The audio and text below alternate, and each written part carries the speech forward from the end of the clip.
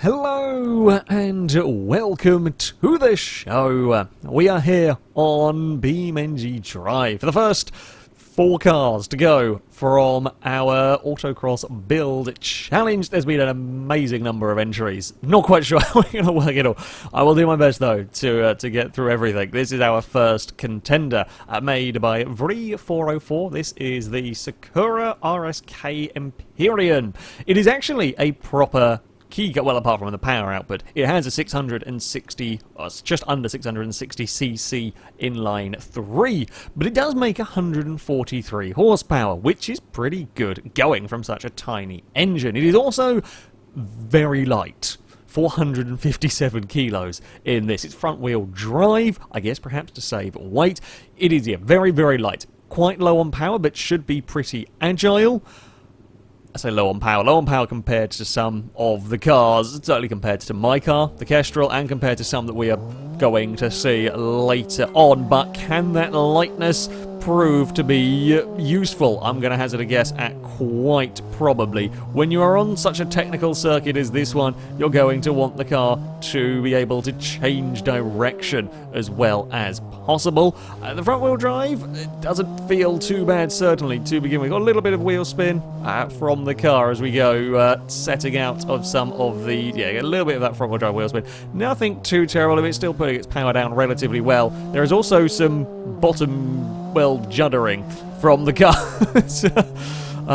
That's the thing, apparently, that is going on with our car here. Let's not worry too much about that. I actually turned a fraction too soon. All of the vehicles are going to get 3 runs through the course, which is... oh... which, if we have a little bit of a dodgy first run, as we've had a couple of iffy moments so far, brakes are pretty good. Now, you would expect a car like this to be able to get stopped and get turned very well when it's so unbelievably light. Like 450 kilos is, but this is a half the weight, pretty much, of my car that was already pretty damn light. I mean, my car was 870-something kilos, which I thought was pretty good going for a V8 powered vehicle. This though is, yeah, unbelievably light. Still a little bit of wheel spin as we go to put that power down. Up towards another hairpin we go. Smidge wide there. This is the final little change of direction. It's nicely done through there. It's going to be... okay, first run, it's 30.2. We are some 10 seconds off the time set by the Kestrel. I mean, it wasn't the cleanest of runs. I think a sub 30 should be achievable. We will have another go with this. Yeah, we pinged off a wall. We got it up onto 2 wheels. We didn't see the car roll over. This is potentially a vehicle that's not going to be too bad for the falling over. Very, very low center of mass. Low center of mass. Pretty damn useful around a circuit like this one, especially if there is a potential for a pinging off of a wall and going for a little bit of a tumble. I think perhaps ultimately this car might lack the punch. It drives really nicely, I've got to say. It looks fantastic as well. This is a beautiful... the front of the car, the back is okay. The back is okay. The front though is really very, very good looking here.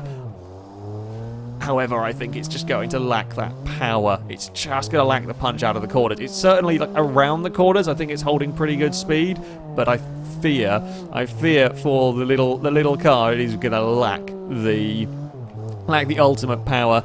Still, though, to get this much power and to go as quick as it is with a 600cc or 660cc engine, it's damn good going. When the limit was 2 litre, you know, you could go up to a 2 litre engine here to be going as quick as it is.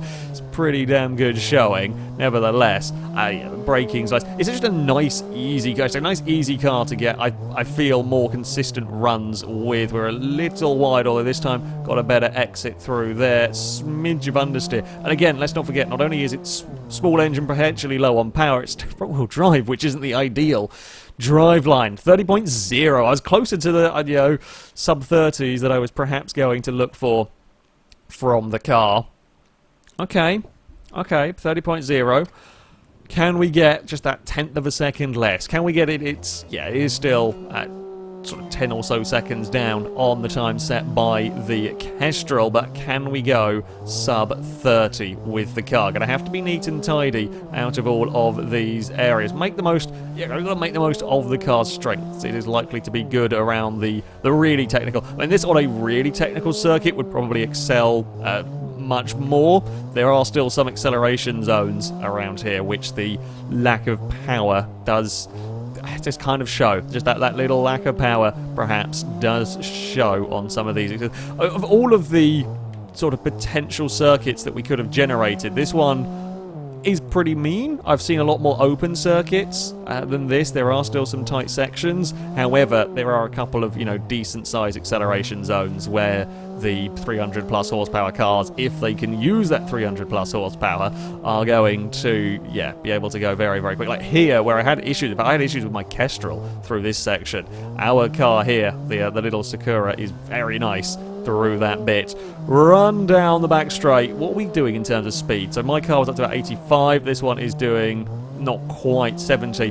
Again, for the engine that is in this car, I think it is remarkably impressive. However, it's not quite going to keep up with the 2-litre V8 from the Kestrel. Now, try that hairpin there is actually a real nasty one. Try and be neat and tidy through the first part. We should be flat, a little bit of understeer. Can't quite get flat. Oh, it's not quicker. It's very similar times though. 1:30.0 will be the fastest for the RS-K Empyron. Nice vehicle to drive. Very, very nice vehicle to drive. And, well, it'll be the fastest front-wheel drive car. That's for sure. So, our second vehicle is called the Downforce Mobile from Sander 1994 GT3 RS.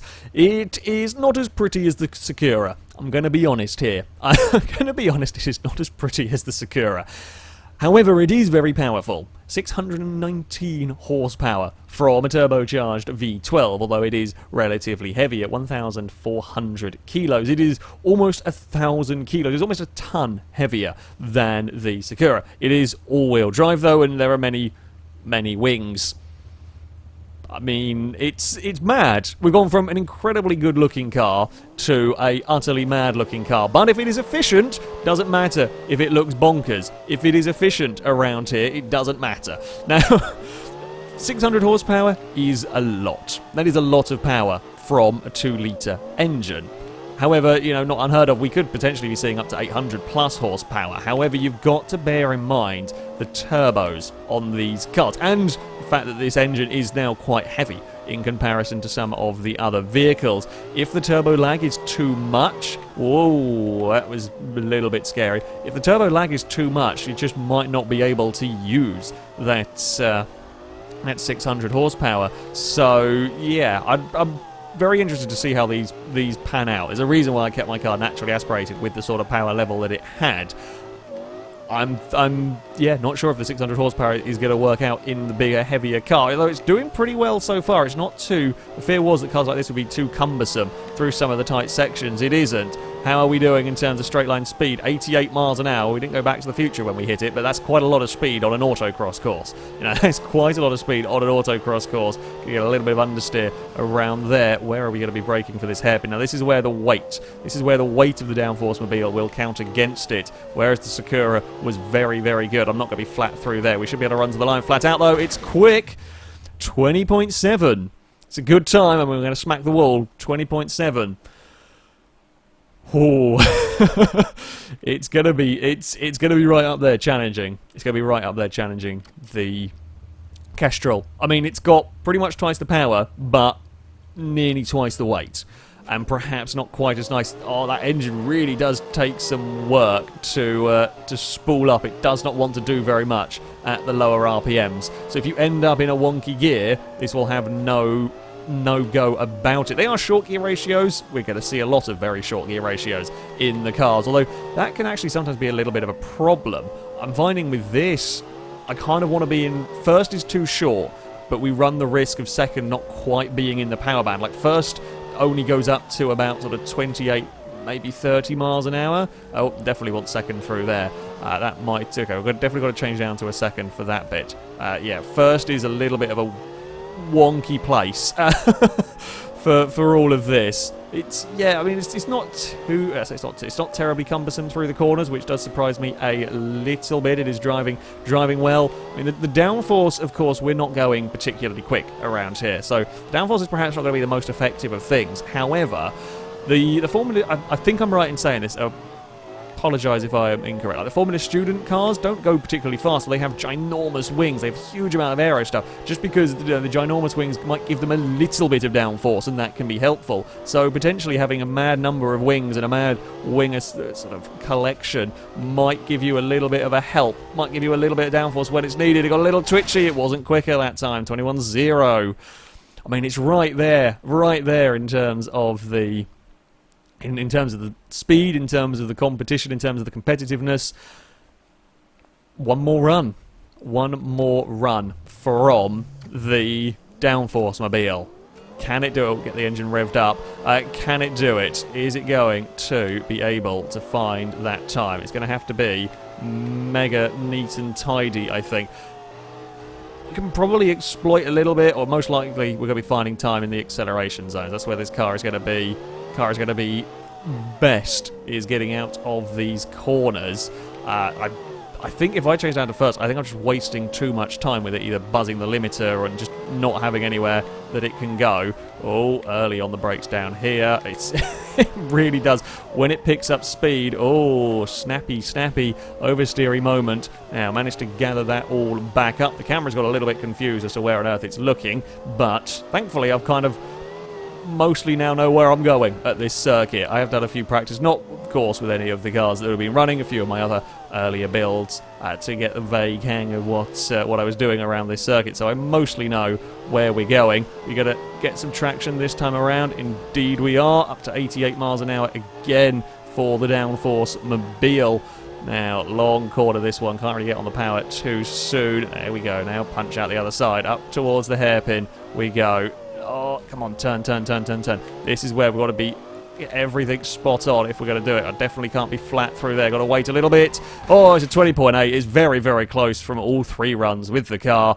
20.7, 20.8, and it's a 21.1. Fastest run on the first one. Once more from the car. It's close. Doesn't quite beat the Kestrel, though. Our next vehicle, this comes from Hector MG24. It is called the Endlos 3i Turbo. As the name suggests, it is a 3-cylinder turbocharged engine, produces 400 horsepower, which is not bad going at all, weighs just over 1,000 kilos. It is mid-engined rear-wheel drive, which is an interesting combination of bits. Not actually too many options in terms of mid-engined and certainly rear-engined body styles on automation. However, we're going to see how, essentially, a baby McLaren is going to fare. 400 horsepower from an i3, not too bad. Kind of a good sort of power that we're seeing from the cars that are running in this. Rear-wheel drive, I mean, potentially better than front-wheel drive in terms of getting the power down out of these corners. We're certainly not seeing any wheel spin from the car, which is helpful, getting out of these corners relatively well. Are we going to see oversteer from the vehicle?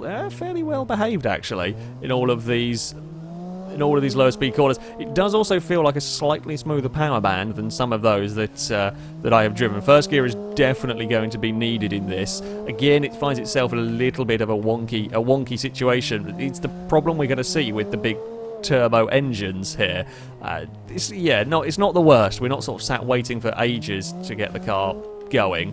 It's the same old stuck somewhere between first and second, trying to find where it can go. We are going to very nearly clip the wall with the car. What does it fare like through this wiggly back section? It's not too bad. Again, not as agile as the Sakura. We're not expecting it to be. What do we do in terms of straight line speed from the little i3? I say little i3 engine car. Oh, I stuffed it up myself. Wasn't looking astoundingly fast, I'm going to be honest, in terms of that top speed, though. It was only going about 70 miles an hour when we hit the concrete. Admittedly, that's about where I'm braking with most of the cars. Ooh!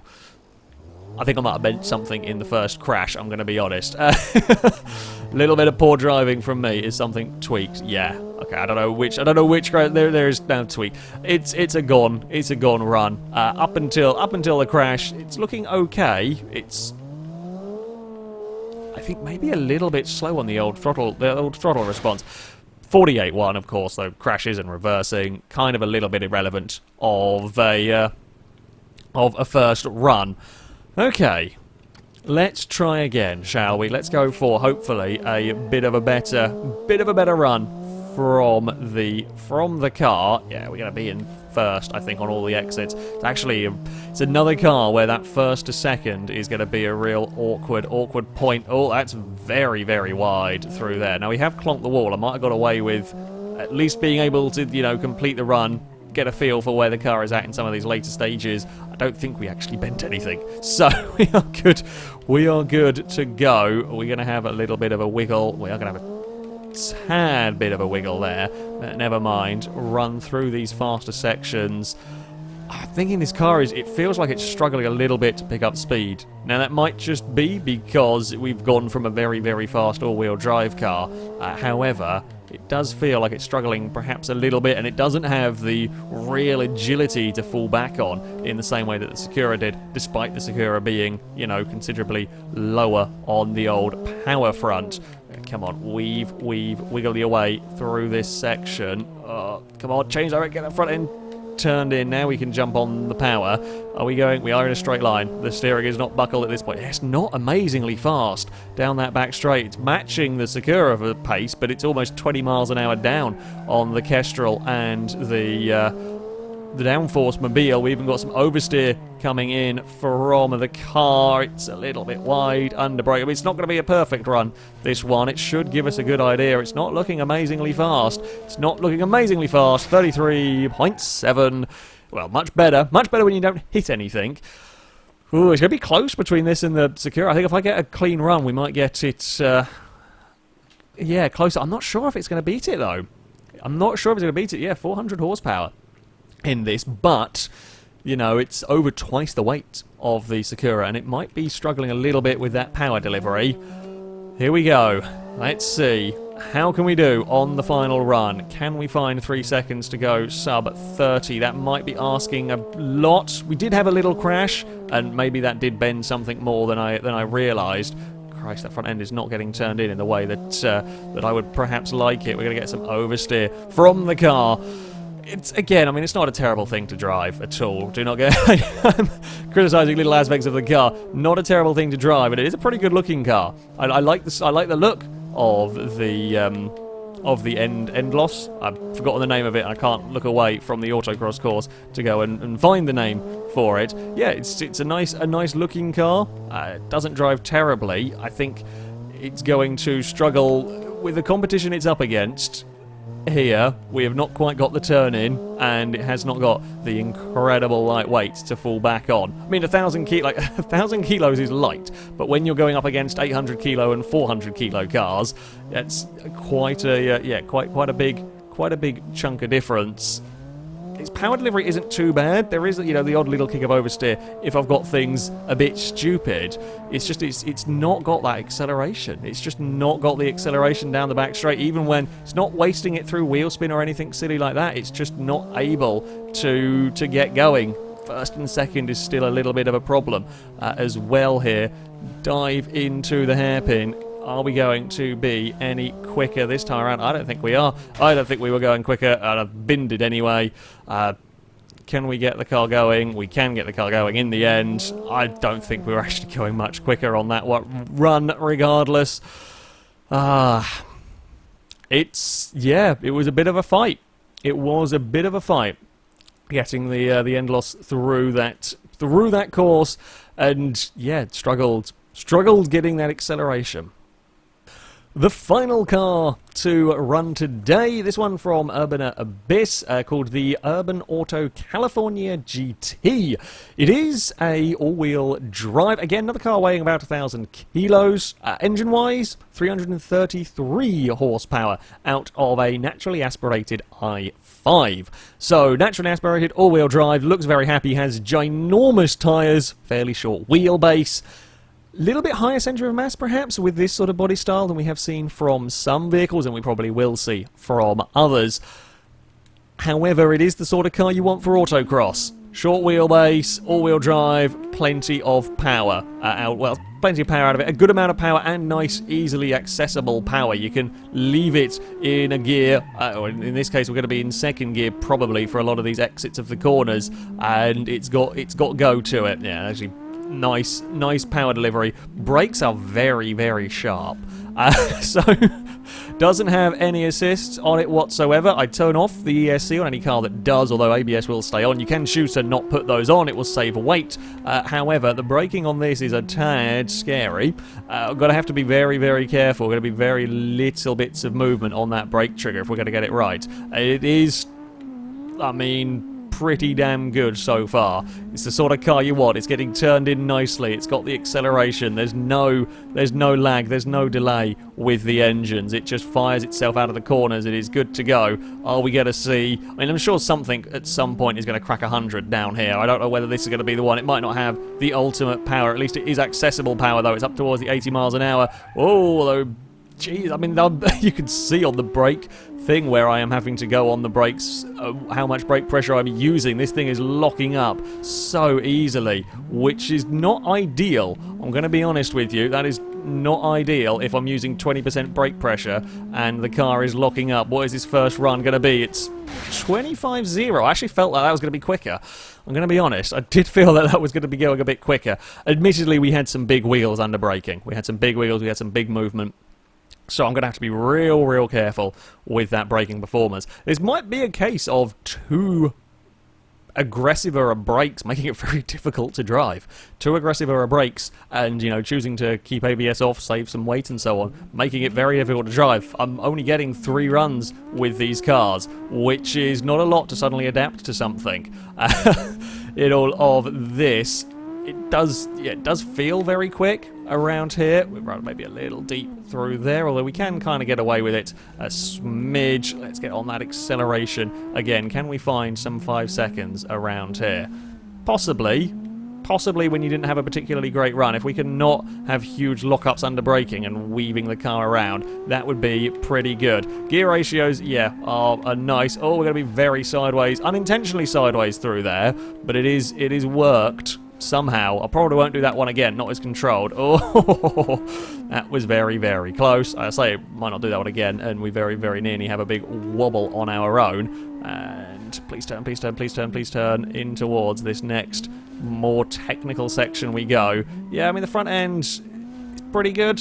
It's pretty good through there. Again, I think the Sakura perhaps one of the best change of directions, but you would expect it when it is so very light. Or still terrifying lockups, trying to get the braking right, but there is plenty of acceleration. Maybe not quite as fast as the Downforce Mobile, but it's right up there with the speed. Again, you know, it's got half the power of the Downforce Mobile, but it is able to use that half of the power very well, and up towards the final corner, run towards the line. It's another 24. It's another 24.4. It's a little bit quicker, sorry, than the previous run. Okay, I mean, I'm kind of slightly surprised. This feels quicker than the Downforce Mobile to drive. The lockups at the end of the straight are not helping, but that's certainly not 4 seconds worth of time loss there. Okay, up to the hairpin we go for it's the final run through the course. Can we get any more speed out of this California GT? I'm not sure where it's losing its time. I'm going to be honest, I'm not sure where it's losing its time. It feels as rapid out of these corners as the Kestrel, as the Downforce Mobile. Okay, it's not quite as fast down the back straight, but that's a fairly minimal important sort of corner, if I'm not, like a minimal important section compared to the rest of the run. It is scary under braking, however, that's, I don't think, where the entire 4 seconds is going. Sometimes you get this with cars. Sometimes you get cars that feel very quick for whatever application, and they just don't generate the lap times you expect. Sometimes you get cars that feel awfully slow, but are actually very fast. Normally they're the ones that are very tricky to drive. They feel very slow because they're very difficult to drive, and they end up being actually very fast. This, you know, is not the easiest car in the world I've ever driven. I'm just Oh, not again with the brakes. That's not at all what we wanted. We actually got a really good run down that back straight. It's just everything locks up. That's a real pain. That is a real pain because it knocks your confidence immediately for the next time you go into a braking zone because you're worried it's going to do something silly. It's not been too bad through the rest of the lap. Run towards the line. It is better again. A 23.6. 23.6 from the California GT. Not a bad time. Yeah, I mean, the 3.5 seconds is certainly not lost from that braking zone. It doesn't help with the lockups. Yeah, I really thought that was going to give the Kestrel a serious scare. Not quite, but still a pretty damn fast car.